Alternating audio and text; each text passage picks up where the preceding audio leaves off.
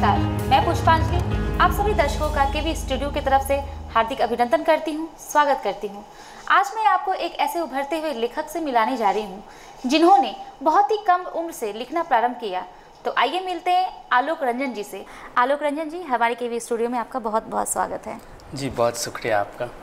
मैं चाहूँगी कि आप हमारे दर्शकों को अपने बारे में कुछ बताएं। जी, मैं अपने बारे में बताने से पहले मैंने एक गीत लिखी है, उसका मुखड़ा मैं सुनाना चाहता हूँ। चूँकि मैंने ये जो गीत है वो कोरोना वॉरियर्स के लिए लिखा है जी। तो सुनते हैं।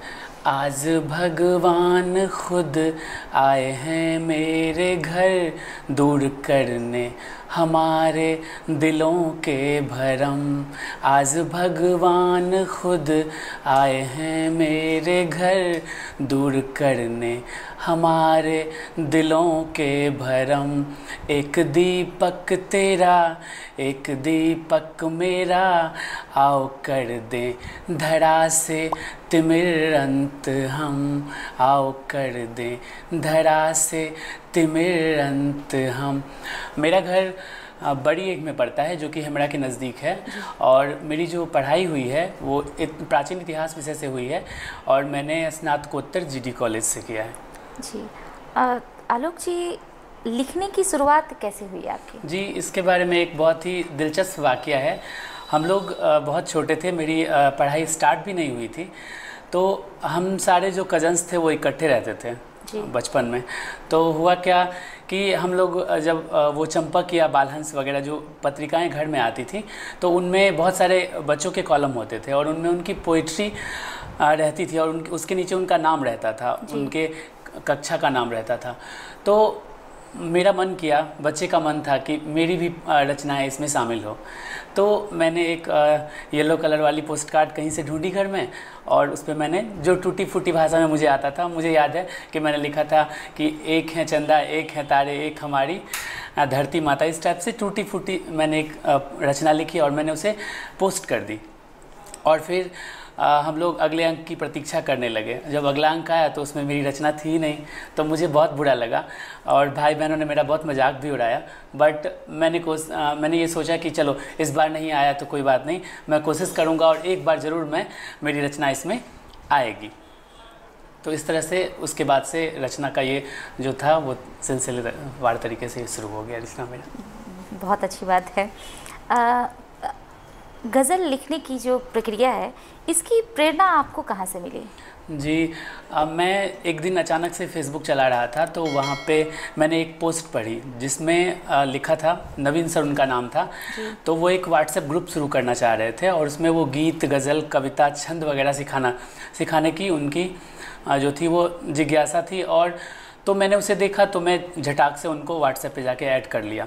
तो उस ग्रुप में तो बहुत अच्छे अच्छे गज़लकार थे, गीतकार थे। तो वहीं से धीरे धीरे मैंने लिखना और सीखना, वहाँ से शुरुआत हुई गज़ल के सफ़र की। आपके पसंदीदा शायर कौन से हैं? जी, मेरे पसंदीदा शायर जॉन एलिया साहब हैं। उनकी मैं एक रचना सुना चाह रहा हूँ कि चारा साजों की चारा साजी से, चारा साजों की चारा साजी से दर्द बदनाम तो नहीं होगा। चारा साजों की चारा साजी से दर्द बदनाम तो नहीं होगा। हाँ दवा दो पर ये बतला दो, हाँ दवा दो पर ये बतला दो, मुझको आराम तो नहीं होगा। वाह, बहुत खूब। एक शायर, क्योंकि आप गज़ल लिखते हैं, तो आपके दृष्टिकोण से साहित्य की कौन सी विधा सबसे लोकप्रिय है? जी, यूँ तो साहित्य की जितनी विधाएं हैं वो सब एक से बढ़कर एक है, लेकिन सबका अपना अपना वो होता है, पसंद करने का जरिया होता है, तरीका होता है। तो मुझे जो है दो विधा जो है, जैसे एक गीत हुआ और गज़ल। चूँकि गज़ल लिखने में मुझे बहुत परेशानी हुई, मुझे कोई अच्छे से सिखाने वाला नहीं था, तो इसलिए गज़ल और गीत ये दोनों मेरी फेवरेट विधाएं बन गई। साहित्य का आपके ऊपर क्या असर पड़ा? जनरली क्या होता है कि हम में से कोई भी जब हम कुछ लिखना या इवन पढ़ना ही स्टार्ट करते हैं, तो हमारा जो नज़रिया होता है वो पहले से ज़्यादा ब्रॉड होता है, हमारा विज़न ब्रॉड होता है जी। सिमिलरली मेरे साथ हुआ, जब मैंने लिखना शुरू किया तो दुनिया की समझ, धर्म के बारे में जो मेरी पहले की समझ थी, लोगों को समझने का जो मेरा पहले का नज़रिया था, वो उसमें बहुत ही व्यापक परिवर्तन आया। या यूँ कहें कि मैं जैसे जैसे मैं रचना के क्षेत्र में आगे बढ़ता जा रहा हूँ, नई नई किताबों को और नई नई रचनाएं मेरे द्वारा ही जैसे जैसे लिखी जा रही है, तो धीरे धीरे मेरी समझ विकसित होती जा रही है। जो मेरा माइंडसेट पहले नैरो था, अब वो धीरे धीरे ब्रॉड होता जा रहा है। जी, मैं ये जानना चाहूँगी कि अच्छे साहित्य में बहुत सारी बाधाएं आती है, तो आपके दृष्टिकोण से कौन कौन सी बाधाएं हैं? जी, सबसे पहली बात तो है कि अच्छी साहित्य होती है वो आजकल बहुत कम लिखी जा रही है। उसके पीछे जो मेन मूल उद्देश्य है कि हम लोग कोई भी काम जो होता है वो जल्दी जल्दी, जैसे किसी को कविता लिखना है तो वो चाहते हैं फटाक से तुरंत से लिख के वो कोई मंच मिल जाए और वहाँ पे वो उसका प्रस्तुतिकरण कर दें। लेकिन जो अच्छी रचनाएं होती है तो वो समय मांगती है, वक्त मांगती है, क्योंकि उसके लिए आपको मात्रा की समझ होनी चाहिए, छंद की समझ होनी चाहिए, तभी आप एक अच्छी रचना, अच्छी कविता लिख सकते हैं। आपको बहर की जानकारी होनी चाहिए, आपको रदीफ काफ़िए की जानकारी होनी चाहिए, तभी आप एक अच्छी गज़ल लिख सकते हैं। तो जनरली क्या होता है आजकल के, स्पेशली हम युवाओं में ही, कि हम लोग बहुत ज़्यादा बेसब्र हो जाते हैं, पेशेंस नहीं जी, पेशेंस नहीं हो पाती है, रख पाते हैं, और इस तरह से जो है कि अच्छी रचनाएं लिख नहीं पाते हम लोग। मैं चाहूँगी कि अपनी एक रचना हमारे दर्शकों को सुनाएं। जी बिल्कुल।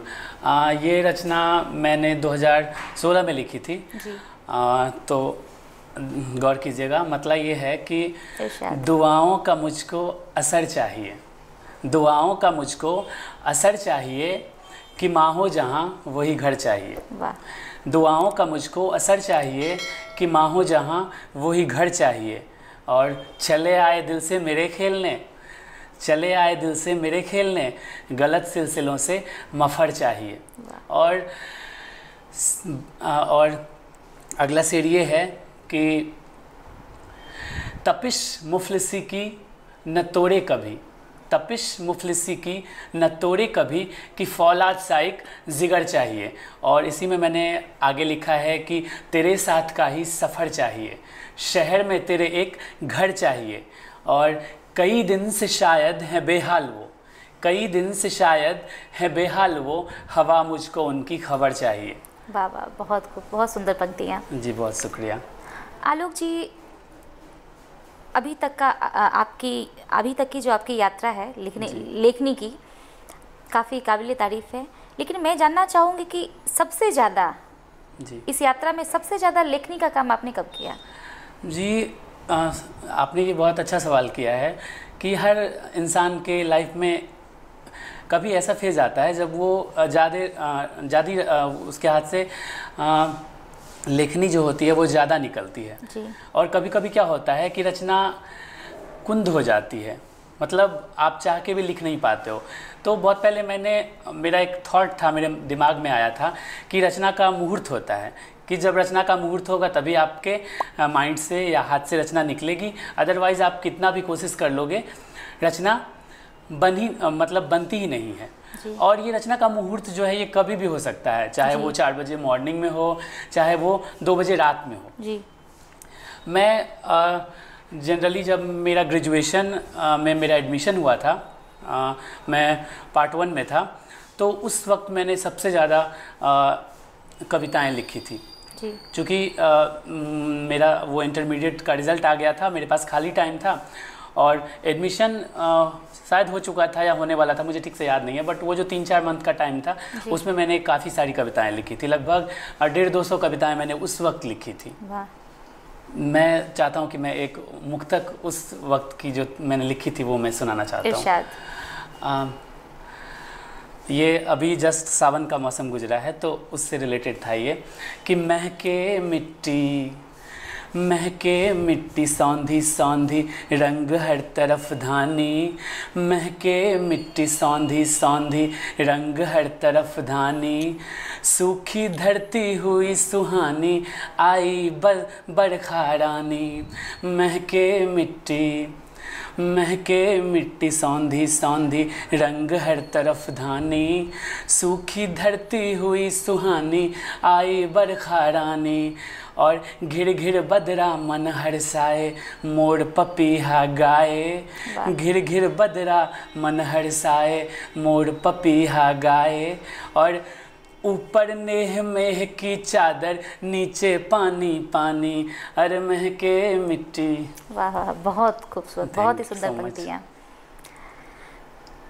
एक चीज़ मैं जानना चाहूँगी और हमारे दर्शक भी जानना चाहेंगे कि जब कोई गीतकार गीत लिखता है जी, कोई कवि कविता लिखता है, तो उस समय क्या वो काल्पनिक होता है या फिर वो हकीकत होता है?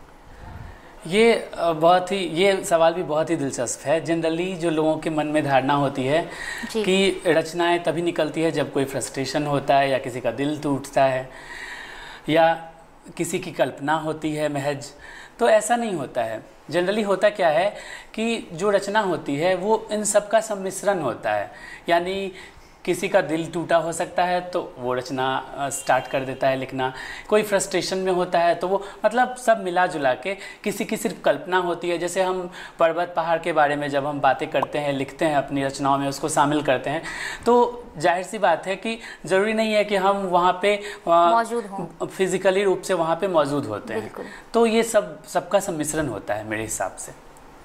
मैं चाहूँगी कि एक दो और आपकी रचना सुनने को मिले हमें। जी बिल्कुल, मैं एक मुक्तक सुनाना चाह रहा हूँ फिर से।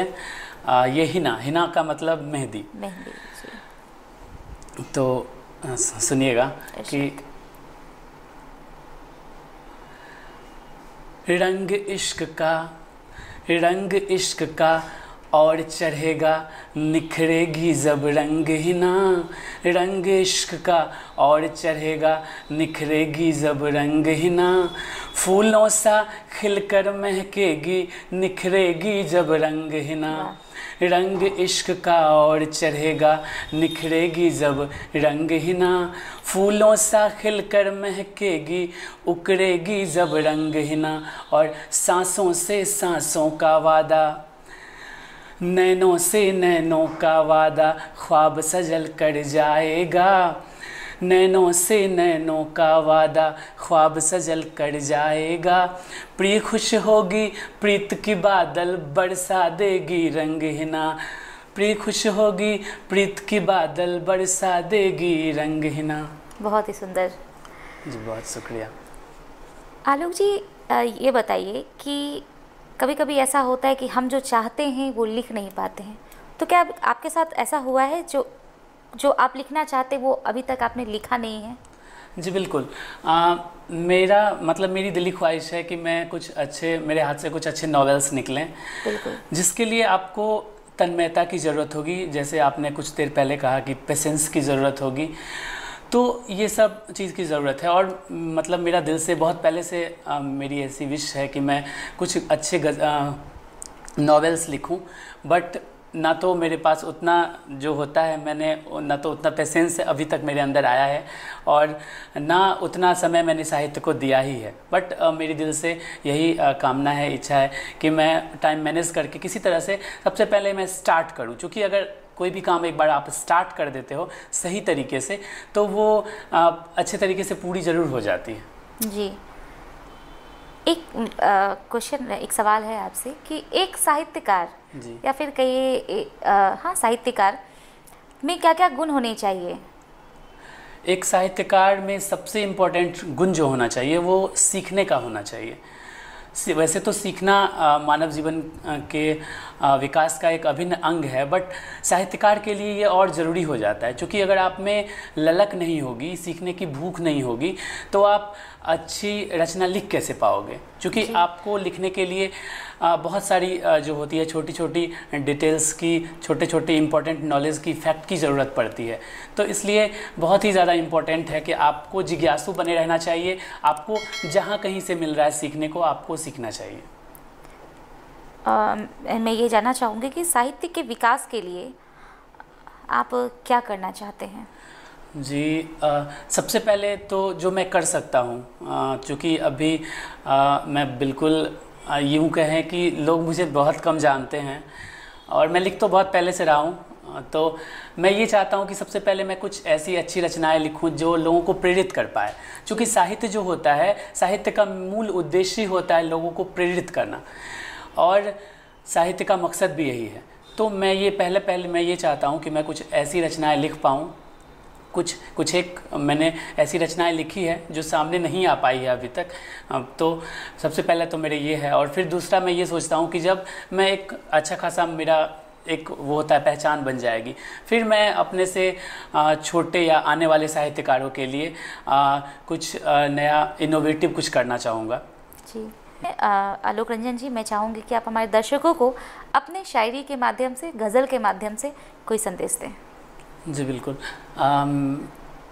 मैं एक मतला और एक शेर से शुरुआत करना चाहता हूँ कि आँखों में ख्वाब लेकर है कितनी शब गुजारी, आँखों में ख्वाब लेकर है कितनी शब गुजारी, यादें ज़हन में उसकी करती रही सवारी। आँखों में ख्वाब लेकर है कितनी शब गुजारी, यादें ज़हन में उसकी करती रही सवारी। छूकर कर उसे गुज़रना कैसी है पूछ लेना, छूकर उसे गुज़रना कैसी है पूछ लेना, कहना उसे हवा तू वो जान है हमारी। और अगला शेर ये है कि चूल्हा नहीं जला था कोई पूछने न आया, चूल्हा नहीं जला था कोई पूछने न आया, थी भीड़ सैकड़ों की जब बंद था किवाड़ी, थी भीड़ सैकड़ों की जब बंद था किवाड़ी। और अगला शेर ये है कि थी कैसी बेवफा वो जब ये समझ में आया, तस्वीर लेके उसकी चारों पहर निहारी, तस्वीर लेके उसकी चारों पहर निहारी। और आखिरी शेर ये है कि है कौन जिसके खातिर, ये मेरा स्पेशली ये मेरा मैसेज है हम जैसे युवाओं के लिए, कि है कौन जिसके खातिर तुम राह देखते हो, है कौन जिसके खातिर तुम राह देखते हो, इंसान बदल रहा है हर रोज़ एक सवारी, इंसान बदल रहा है हर रोज़ एक सवारी। और अंत में आलोक जी, मैं ये पूछना चाहूँगी कि केवी स्टूडियो के माध्यम से जी प्रतिभाशाली लोगों को एक प्लेटफॉर्म मिल रहा है, तो इस बारे में आप क्या कहना चाहेंगे? जी, ये तो मेरे हिसाब से एक बहुत ही ज़बरदस्त इनिशिएटिव है रोशन सर का, कि वैसे युवा या वैसा टैलेंट, हिडन टैलेंट जो चाहकर भी अपने प्रतिभा को कहीं दिखा नहीं पा रहे थे, उनको एक शानदार सा मंच मिला है कि, और ये यहाँ पे आप लोग या ये पूरा टीम इतना फैमिलियर हो जाता है, इतना पोलाइट है कि बिल्कुल जैसे मेरा ये पहला इंटरव्यू था तो मेरे लिए इतना अच्छा हो रहा है। और उन सब के लिए जो कोई भी अपने टैलेंट के बारे में जिनको लग रहा है कि उनके अंदर टैलेंट है और उनको मौका नहीं मिल रहा है, उन सब के लिए एक बहुत ही अच्छा इनिशिएटिव है। मैं इसके लिए जितना धन्यवाद रोशन सर का और आपके पूरी टीम का करूं वो सब सारा कम है। साथ ही मैं अपने साथियों से ये कहना चाहूँगा जो सब ये वीडियो देख रहे हैं, वो केवी स्टूडियो का ही एक अपना यूट्यूब चैनल है स्टार ऑफ बेगूसराय, आप उसे प्लीज़ सब्सक्राइब करें, लाइक करें, शेयर करें, ताकि हमारे जैसे युवाओं को मंच मिलता रहे, उनको इंस्पिरेशन मिलती रहे और वो ऐसे ही अपनी प्रतिभा को पब्लिक के सामने, लोगों के सामने निखार सकें। बहुत शुक्रिया। आलोक रंजन जी, अपना बहुमूल्य समय देने के लिए केवी स्टूडियो में आपका बहुत बहुत धन्यवाद। जी, आपको भी और आपके पूरे टीम को बहुत बहुत शुक्रिया।